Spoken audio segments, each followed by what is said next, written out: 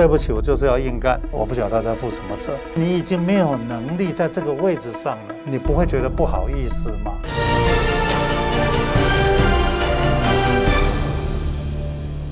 中央政府的官员，刚刚老师讲到，很多人是在说谎，甚至有人在作弊。现在更可怜的是寒蝉效应，下面的下面的文官已经不愿意再讲长官不喜欢听的话了。这是很可怕的，很可怜的，不是很可怕。其实我看到我过去的那些同事，我都觉得很不舍，就说原来是非常能力非常强的人，到了今天上面的人怎么做，他根本一句话都不敢多讲，因为讲了你第二天就被调走了，第二天你的主管就没得干了。所以事务官的寒蝉效应是我今天看到的。你觉得今天这样的一个状况，假如是一个政府的正常运作，你让一个常务次长来弄，他不会把它弄成这个样子的。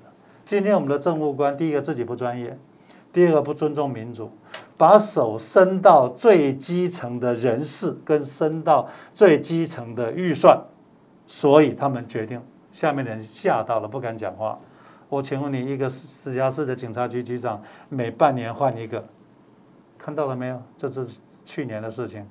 一个局长半年换掉，就告诉你什么？告诉你我是老板，你要当局长，你最好听我的，不用多说话。你不用多说话，你就是要听我，半年就可以把你换掉。以前我们要换一个警察局局长，那个是多慎重的事情啊，那是牵扯到治安，而且这个东西是牵扯到什么士气。假如你这么干以后，事实上他的士气是没有的。所以这是我就是这2年来，尤其是蔡英文第2次执政以后，我就看到了。这就看到了表象，但是他到了最后，真正最可怕的是，事务官不讲话了，民主的精神没有了，政府的正常运作也没有了，然后疫苗进不来，每天就这样20几个人，然后这个老人家打了疫苗，就这样一个没有必要的去冒这个风险。然后呢，该负责任的讲说，我有负责，该负责的，我不晓得他在负什么责。也许你很棒，你的人也很好，你也很清廉，但是你已经没有能力在这个位置上了。你为什么没有自觉呢？你为什么不会觉得说，你不会觉得不好意思吗？现在并没有存在不好意思这样的事情，那就很奇怪了。以前只要在立法院说一句谎，你第2天就下台了。会议不是我主持的啊，对不起，我忘记了。然后呢，没有会议记录，然后最后发现弄了半天都是他，然后他说他要负责，那我请问你，然后这句话讲完以后就没下文了。对，这个是很荒谬的一件事情，真的很荒谬。不过现在的中央政府呢，官员说谎或者是作弊，似乎是一个当道。好，我们来看到，因为现在呢，大家齐力在防疫的时候，经济部台电突然呢开了一个线上的记者会。片面的宣布中火的问题，找了内政部的营建署，给了他给台中火力发电厂特殊建筑执照，宣布跟外国的厂商签约，要强行的扩建机组。这个事情突然就这样宣布，片面的宣布了，台中市政府简直是气炸了，所以他根本就是完全没有让他有任何的反应，而且台中市长卢秀燕说，因为现在疫情期间呢，大家也不可能出来抗议，也不可能群聚嘛，所以就这件事情就这样子被完全直接就被决定了。当然这个台电因为国家重大建设，他有权利做这件事情，他可以讲说我可以跳过地方政府，我要做这件事情。所以他是没有违法的，他可以，最好不要，但是他可以。可是当你做这件事情，不代表说你一定可以让他通过，你还是要叫营建署照着我们所有的专业分析、专业评估，一步一步的审查。我们只是说，我这个动作不是在台中市政府做，而是拿来中央政府做，但是并没有告诉你说，你到了中央政府做，你就要保证它可以通过啊。你还是要照游戏规则，你还是要去审查。可是你可以这么做，你最好不要这么做。你即使这么做，你也要有一定的游戏规则，而不是说你这么做拿到中央政府，我就要强迫你通过哦，没有这种事情的，是不可以的。而且很奇怪的是，这件事情立法院都没意见了，中部的立委你们都没意见了吗？台中市国民党团其实他们是有意见的，他们认为说这是政府在走后门，哈，他们认为说代表民进党是集权，而且呢，地方自治与民主，好这几个字似乎已经这档戏民进党也不想演了。他不演了，他现在根本直接把脸拉下来说对不起，我就是要硬干。你不会发现他每件事情都这么干吗？然后呢，我请问你。你这从头到尾还是一件事情嘛？你用意识形态在操作能源嘛？你今天中国问题真的非常严重 ，PM2.5碳足迹非常高，这是事实。我们前面讲过，2023年要被课碳税了，2030年8000亿碳税。当然，它中火必须要 do something。对，他说，哎，那我是以气换煤啊，我就是煤减少了嘛，我增加天然气啊。以气换煤，这中间需要多少的专业的评估？第一个，第二个，中国有没有可能用煤，然后让它升级？这是另外一个选项，这叫清洁生产。第三个，你以气换煤，我请问你，那接收站在哪里？他下一步马上就会说，因为以气换煤，所以那个什么中早教，我不管你了，我一定要过，因为。早就一定要盖天然气接收站的，因为生米已经煮成熟饭了。对，我这已经过了，我已经决定要以气换煤了。所以8月的公投也不用投了。所以，因为他已经做了，所以你接收站不在早教那里，那你要在哪里？好，就是说你会发现，它事实上有一定的 strategy， 他们有一定的逻辑，虽然我是不太赞同的，非常不赞同。那你今天以气换煤，好，那下面问题来了。气从哪边来？你的量够不够？你的量不够了，你从哪边上来？然后呢，你在哪里储存？因为我告诉各位，大家都怕核电，因为它会 leak， 它会污染。可是气是一个不稳定的气体啊，它的储存跟运送其实过程都相对不安全。好，再讲，全世界除非天然气的这个产油国。产天然气的国家，没有一个国家敢让它的气超过50%。为什么？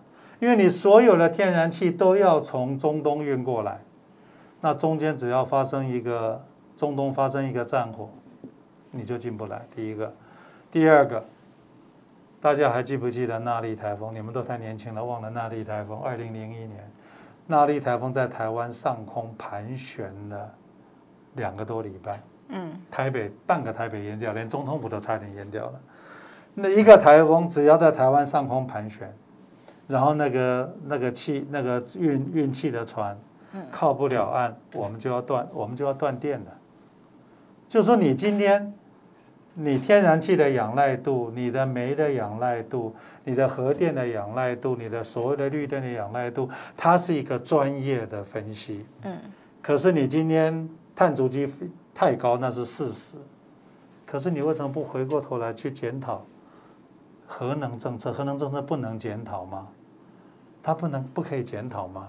日本的东电捅了那么大的篓子，它造了最后还是乖乖的必须要用核电。在国外，核电是视同绿电的。全世界除了德国以外，跟台湾，没有一个国家敢用绿电来取代核电，因为那是不可能的。它是不可能的。结果我们曾经也讨论过全世界在2050年的时候，依旧还是会使用到核电，而且仰赖度还是这么的高。仰赖度不会降下来的原因，其实大家别忘了，核电的技术也在升级。今天我们在讲的核电，核1、核2、核3的核电，跟未来的新的核电，它们不是同一个概念的。所以其实你不要把反核这2个字当作意识形态。今天呢，两岸是意识形态，反核是意识形态，然后最后造成的结果是什么？造成的结果是我们今天就看到了表象嘛。缺水、缺电、缺疫苗，然后呢，财政的断崖嘛，它的共同点是什么？共同点是我们的民主的专业不见了，共同点是这么重大的事情在立法院不讨论的。台湾现在最可怕的是已经变成一言堂了，在媒体上变成一言堂，我们的立法院快变成行政院立法局了。行政院立法局。对啊，我就给你一个政策，你们都要表决给我通过。没有人可以 say no。你们这个反对的人、非绿的人，你们的举手的票数都比我们少，所以每件事情都通过了，更荒谬的事情全都通过了。那我请问你，那怎么办呢？你通过的政策，我们都会贻害台湾20-30年的。当初的这个广设大学，今天尝到苦果了吧？100多个私立大学，现在不知道该怎么办。录取率90%几，是不是那一个 generation 的年轻人都被牺牲了？在这个过程里面，我们浪费了多少国家资源？然后呢，从头到尾没有检讨，那件事情没有检讨，然后这些事情不要说再过10年了，再过5年，我们再看这些家伙干的这些事情，你会不会觉得说，我们当初怎么会做这种事情呢？然后怎么检讨？然后他们造成的伤害怎么办？22兆的负债，我们怎么赚回来？然后再讲说，当你这件事情都这样子做了以后，你觉得大企业他会觉得，现在外国会觉得台湾是一个可靠的政府吗？今天大企业会觉得说，我要留在这边投资好吗？其实我们这次疫情已经让很多的单被转掉了，为什么？他们觉得台湾第一个你不普筛，所以你的这个确诊的这个数字人家是不信任的。那你不信任，然后又刚好有几家大厂这个染疫，然后你的生产线就没有办法上来。那问题是你的生产线，人家靠着你的产品要做后端的加工，他会觉得说，我跟台湾做生意风险太大了，所以很多的这些单都被转掉了。你觉得今天为什么鸿海、为什么台积电他们愿意出来买疫苗？为什么？第一个当然有一个好心，这个要救大家是一件事情。第二个，他的员工要是没有普遍被打上疫苗，其实他很难在国外做生意的。为什么？因为你不可靠。其实做生意的，为什么过去很多的产业五缺，缺水、缺电、缺工、缺什么？为什么会五缺？要是你这个东西是五缺，就告诉你，你今天拿到了单子，你是做不出来的。今天五缺里后面加了一个更大的缺，就是你的疫苗。你这防疫的缺口，只要发生在某一个大企业身上，那他的外国的客户会马上出问题的。所以大家没有注意到，其实很多的单被转走了。这个才是我在担心的是，这个单被转走，等我们明年希望疫情过了，你觉得单还会再转回来吗？就已经被别的国家抢走了，你就被人家抢走了。对，所以这个才是我才会讲，这些东西已经远超过陈时中有能力处理的。真的，今天行政院一定要找一个更高，不见得高阶啦，这个有一个宏观性、全观性的人出来做这个东西，已经叫做什么呢？叫做 damage control。damage 已经在那里了，可是我们如何做灾难的管理？真的如何做灾难的管理？是让年轻人别忘了，22兆是你们的钱哦。千万不要觉得这件事情好像很轻松嘛。大家收到了1万块、2万块的补助，千万不要感谢他们，那是我们的钱，真的。而且我看到的是什么？本来可以拿来做种稻的种子，被你们煮成了一锅饭，然后发给大家吃了。那这一锅饭吃完以后，明年呢？明年拿什么东西下田？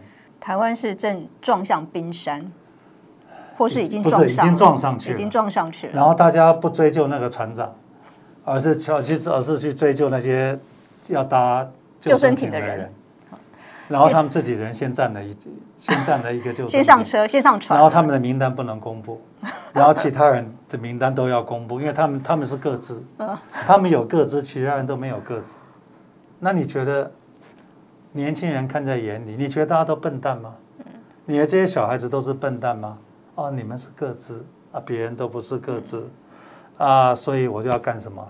我就要搭着你们，等我变成你们的一个集团以后，我就没有这些问题了，我就可以搭上救生艇，我就可以为所欲为。这真的是非常扭曲的价值观。